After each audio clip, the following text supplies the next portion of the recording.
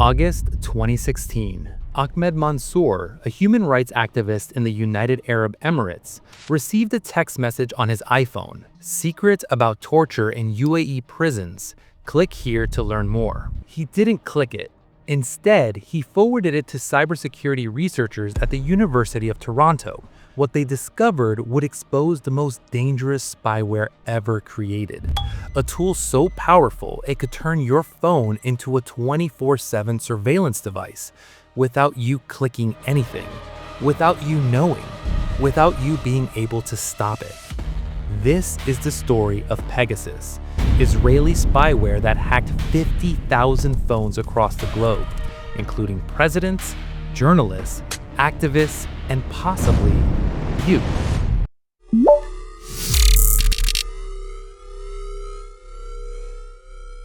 When researchers at Citizen Lab analyzed the link Ahmed Mansour received, they found something terrifying. The link contained 3 zero-day exploits. These are vulnerabilities in iOS that even Apple didn't know existed. If Mansour had clicked that link, his iPhone would have been completely compromised in seconds. The spyware would have jailbroken his phone, installed itself, and begun harvesting everything. His messages, his photos, his location, his passwords, even his encrypted WhatsApp conversations. But this wasn't some random hacker.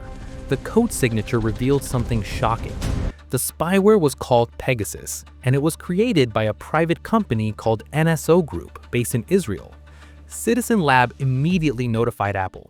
Within 10 days, Apple patched all 3 vulnerabilities and pushed an emergency iOS update. Crisis averted, right? Wrong. That was just the beginning. NSO Group was founded in 2010 by 3 former Israeli intelligence officers, Niv Karmi, Omri Lavi, and Shalev Julio. Their mission? To create the world's most advanced mobile surveillance tool. They named it Pegasus, after the winged horse from Greek mythology, because, like Pegasus, this spyware could fly anywhere, unseen, unstoppable. NSO Group's pitch was simple. We provide authorized governments with technology that helps them combat terror and crime. They sold Pegasus to government agencies around the world, intelligence services, police departments, counterterrorism units. But there was a problem. Pegasus wasn't being used to catch terrorists. It was being used to spy on innocent people, and the scale was massive. Jamal Khashoggi, a Saudi journalist working for the Washington Post. He criticized the Saudi royal family. He questioned their policies. He demanded reform. In 2018, months before his brutal murder inside the Saudi consulate in Istanbul, Pegasus was deployed against his phone. Not just his phone, the phones of his wife, his friends, his colleagues, everyone in his inner circle. The Saudi government used Pegasus to read his private conversations. They knew what he was planning, what he was writing, who he was talking to. They knew everything. On October 2nd, 2018, Jamal Khashoggi walked into the Saudi consulate in Istanbul. He never walked out. Saudi agents murdered him and dismembered his body. The murder sent shockwaves around the world. But what people didn't know was that Pegasus had played a crucial role in tracking him.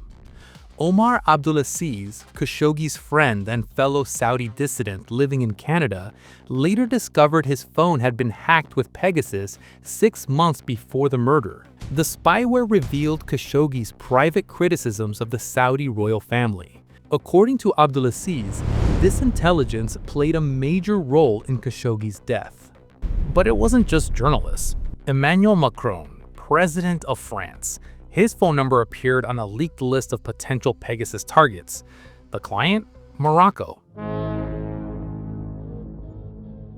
In July 2021, investigators discovered that Macron's phone had likely been infected with Pegasus. Not just his phone, 14 French ministers, all targeted by Morocco, a supposed ally. When the news broke, Macron immediately changed his phone. The French intelligence agency, ANSI, launched an investigation. They confirmed it. Pegasus had infiltrated the highest levels of the French government. Jeff Bezos, founder of Amazon, owner of the Washington Post, one of the richest people on Earth. Even he wasn't safe. In 2018, Bezos received a WhatsApp message from Mohammed bin Salman, the Crown Prince of Saudi Arabia. The message contained a video file. Bezos opened it. That video file contained Pegasus. Within hours, the spyware had exfiltrated gigabytes of data from Bezos' phone. Personal photos, private messages, sensitive business information. Months later, the National Enquirer published private details about Bezos' personal life, details that could only have come from his phone. The Washington Post, which Bezos owns, had been publishing critical coverage of Saudi Arabia. This was revenge. Digital espionage turned into a public blackmail campaign. These weren't isolated incidents. By 2021, a massive leak revealed the true scope of Pegasus, a list of 50,000 phone numbers, all potential targets selected by NSO Group's government clients. Who was on the list? 180 journalists from 20 countries, dozens of heads of state and government officials, human rights activists, lawyers, business executives, even family members of world leaders. The leaked list included phone numbers from Mexico, Morocco, Saudi Arabia, the United Arab Emirates, India, Hungary, Azerbaijan, Rwanda, Bahrain, Kazakhstan, and more. Forensic analysis confirmed it. Many of these phones had been successfully infected with Pegasus. The spyware had been deployed on a scale never seen before in history. So how does Pegasus actually work? How can a piece of software hack your phone without you doing anything? The answer: zero-click exploits. Traditional malware requires user interaction. You have to click a link, download a file, install an app. But Pegasus doesn't need any of that. In 2019, WhatsApp discovered that Pegasus was exploiting a vulnerability in their app. The attack was simple but devastating. The attacker would place a WhatsApp call to the target's phone. The target didn't even have to answer, just receiving the call was enough.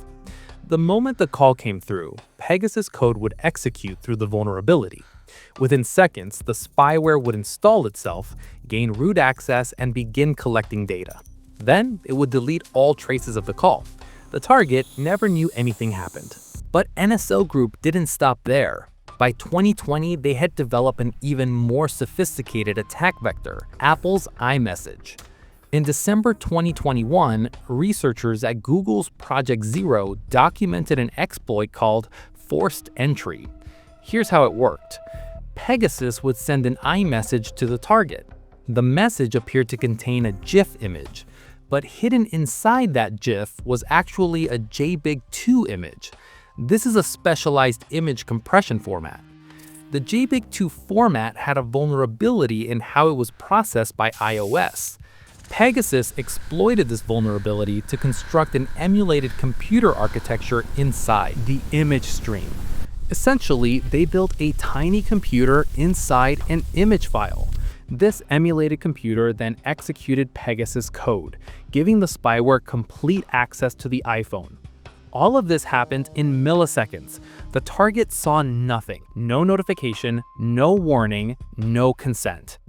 Apple patched the vulnerability in iOS 14.8 in September 2021, but NSO Group had been exploiting it for months, possibly years. Once installed, Pegasus has complete control of your phone. Here's what it can access: messages, SMS, WhatsApp, Signal, Telegram, iMessage, all readable in real time, even if encrypted. Calls, full call recording, both incoming and outgoing, even encrypted voice calls. Location, real-time GPS tracking, your movements tracked 24/7. Camera, remote activation. Front and rear cameras can be turned on without any indicator light. Microphone, ambient recording. Your phone becomes a listening device, even when you're not on a call. Apps, Facebook, Instagram, Twitter, email, banking apps, all data accessible. Passwords, keystroke logging captures every password you type. Files, photos, videos, documents, everything stored on your phone. Pegasus can do more than what you can do with your own phone. It has root privileges, administrative access. It bypasses all security measures. And perhaps most terrifying, Pegasus is designed to hide itself. It leaves minimal traces. It self-destructs if it can't connect to its command server for 60 days.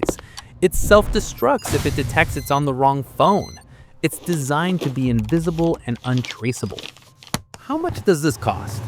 According to the New York Times, in 2016, the price was at least $650,000 plus a $500,000 setup fee just to install Pegasus on 10 phones. That's $1.15 million to spy on just 10 people. For governments, this was pocket change. For the power it provided, it was a bargain. NSO Group claimed to sell Pegasus to 60 government clients in 40 countries. At those prices, we're talking about hundreds of millions of dollars in revenue, possibly over $1 billion. The lawsuits started piling up. WhatsApp sued NSO Group in 2019, alleging that Pegasus was used to hack 1,400 of their users. Apple sued NSO Group in 2021. Meta sued NSO Group. Individual victims sued NSO Group. The company faced dozens of lawsuits across multiple countries. In December 2024, a US court ruled that NSO Group was liable for hacking 1,400 WhatsApp users. The judge found that NSO had violated the Computer Fraud and Abuse Act and California's data protection laws. The court ordered NSO Group to pay $167 million in damages, but the financial penalty was nothing compared to the reputational damage. In November 2021, the Biden administration took action. The US Commerce Department added NSO Group to its blacklist. This meant American companies were banned from doing business with NSO Group. No technology exports, no partnerships, no sales. It was a devastating blow. The reasoning was simple. NSO Group's actions were contrary to the foreign policy and national security interests of the United States. Other countries followed suit. France investigated, Germany investigated, the European Union launched inquiries. Israel, NSO Group's home country, faced international pressure to regulate the company. NSO Group's CEO, Shaleb Julio, maintained that the company was being unfairly targeted. In interviews, he insisted that Pegasus was only sold to vetted government agencies for legitimate law enforcement purposes. "We provide tools to stop terrorism and serious crime," he said. "We have no control over how our clients use the technology." But the evidence told a different story. The leaked list of 50,000 phone numbers included journalists, activists, lawyers, and political opponents. These weren't terrorists. These were people exercising their fundamental rights. The UN Special Rapporteur on Freedom of Opinion found that the use of Pegasus by abusive governments could facilitate extrajudicial, summary, or arbitrary executions and killings, or enforced disappearance of persons. In other words, Pegasus wasn't preventing crimes, it was enabling them. In January 2022, an explosive revelation hit the news. The FBI had secretly purchased Pegasus in 2019. According to internal documents obtained by the New York Times, the FBI had tested Pegasus and another NSO tool called Phantom. They considered using it for domestic surveillance inside the United States. Think about that. The FBI, America's top law enforcement agency, was testing Israeli spyware that could hack any phone in the country, without warrants, without oversight, without citizens ever knowing. After discussions between the FBI and the Department of Justice, the agency ultimately decided not to deploy Pegasus, but they kept the equipment. It remains in an FBI facility in New Jersey to this day. So here's the question everyone wants answered. Can you protect yourself from Pegasus? The honest answer is, not really.